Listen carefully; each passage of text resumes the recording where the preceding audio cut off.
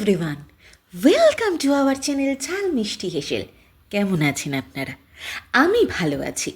আজ চলে এসেছি পেঁপে আর আলুর একটা নতুন রেসিপি নিয়ে, যেটা কিন্তু পুরোপুরি নিরামিষ রেসিপি, কিন্তু দারুণ টেস্টি, হেলদি এবং সমস্ত রকমের বয়সের লোকেরাই কিন্তু এই রান্নাটা খেতে পারে।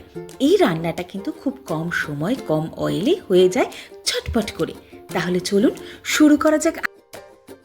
এবার কড়াইটা গরম হয়ে গেলে আমরা এর মধ্যে দিয়ে দিলাম অল্প একটু রিফাইন্ড অয়েল। তারপরে পেঁপে আর আলুগুলোকে এর মধ্যে দিয়ে দিলাম।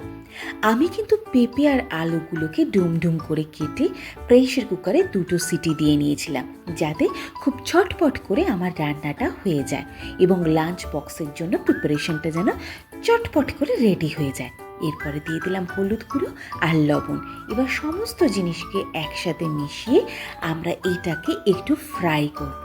খুব একটা বেশি ফ্রাই করব না, জাস্ট একটা হালকা গোল্ডেন কালার আসা পর্যন্ত ট্রাই করব। এবার একটা কথা বলে রাখি, এটা কিন্তু পুরোটাই নিরামিষ রেসিপি হচ্ছে। এটা কিন্তু দারুণ একটা হেলদি আর টেস্টি রেসিপি। আমাদের কাছে যদি পেঁপে থাকে তাহলে কিন্তু এরকম একটা রেসিপি আমরা ঝটপট করে নিতেই পারি। এবার এটা একটু হালকা হালকা ভাজা হয়ে গেছে, আমরা দেখতে পাচ্ছি। একটা পাত্রের মধ্যে তুলে রেখে দেব। এবার কড়াইয়ের মধ্যে আর অল্প একটু তেল অ্যাড করব। এর মধ্যে দিয়ে দেব প্রথমে তেজপাতা, তারপরে গোটা জিরে, আর এখানে আমি গুঁড়ো শাহি গরম মশলা ব্যবহার করেছি ফোড়নে। এইটা কিন্তু দিলে একটা সুন্দর ফোড়নের থেকে গন্ধ আসে এবং আমাদের রান্নাটা কিন্তু দারুণ খেতে হয়। এবার সমস্ত জিনিসগুলোকে একটু চড়বড় করা অবধি অপেক্ষা করে এর মধ্যে আমি একটি পেস্ট দিয়ে দেব। এই পেস্টটা কিন্তু আমি গোটা জিরে, ধনে, লঙ্কা, আদা আর একটা টমেটো পেস্ট করে নিয়েছিলাম। এই সমস্ত পেস্টটা কিন্তু দিয়ে এর মধ্যে আর পেস্টের জারে অল্প একটু জল দিয়ে ভালো করে জিনিসটাকে কষিয়ে নিচ্ছি। এরপরে এর মধ্যে দিয়ে দেবো অল্প একটু হলুদ গুঁড়ো, যাতে আমাদের রান্নাটা একটা সুন্দর কালার চলে আসে, আর স্বাদ মতো লবণ, যাতে আমাদের খেতে ভীষণ ভালো লাগে। এবার সমস্ত জিনিসগুলোকে আমরা মিশিয়ে নিচ্ছি। এইটা কিন্তু ছটপট করে হয়ে যায় এবং খুব টেস্টি রেসিপি, হেলদি রেসিপি। বয়স্করা, বাচ্চারা সবাই কিন্তু খেতে পারে। অনেকবার করে কিন্তু রান্না করার কোনো দরকার নেই, এই একটা রেসিপি কিন্তু সবাই মিলে খেয়ে নেওয়া যায় এবং লাঞ্চ বক্সের জন্য কিন্তু চটপট করে রেডি হয়ে যায়। এই রান্নাটা কিন্তু খেতে ভীষণ ভালো লাগে রুটি, পরোটা বা ভাতের সাথে। আমি যেহেতু একটু ভেতো বাঙালি, তাই আমার ভাতের সাথে খেতেই ভালো লাগে।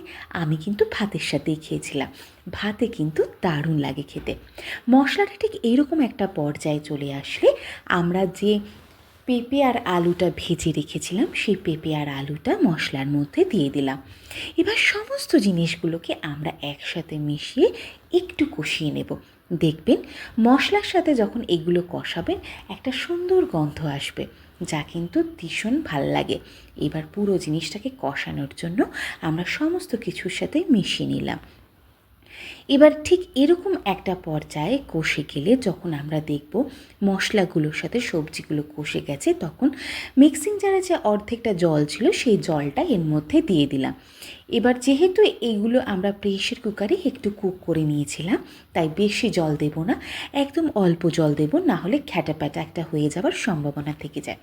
ঠিক অল্প জল দিয়ে ফুটিয়ে নিয়ে এইরকম একটা গ্রেভি আসলেই আমাদের এই আলু পেঁপে নিরামিষ রেসিপিটা কিন্তু রেডি হয়ে গেল। এই রেসিপিটা জন্য আমরা লাস্টে দেব অল্প একটু ঘি আর একটু গুঁড়ো গরম মশলা, যেটা কিন্তু এই রেসিপিটার একটা আলাদা মাত্রার স্বাদ এনে দেয়, যা কিন্তু ভীষণ ভালো লাগে খেতে। আর যে কোনো নিরামিষ রান্নায় কিন্তু ঘি গরম মশলা দিলে সেটার স্বাদটা কিন্তু অন্য মাত্রায় পৌঁছে দেয়। ব্যাস, রেডি হয়ে গেল আমাদের রান্না। কি ঝটপট করে হলো কি না বলো? যদি এই রেসিপিটা ভালো লেগে থাকে তাহলে প্লিজ সাবস্ক্রাইব করবেন, লাইক করবেন, কমেন্ট করবেন। প্লিজ আমাকে একটু এগিয়ে যেতে সাহায্য করবেন। আরও কিছু সুন্দর সুন্দর রেসিপি পেতে হলে আমার বন্ধু হয়ে পাশে থাকবেন। ভালো থাকবেন, ভালো রাখবেন। Bye bye.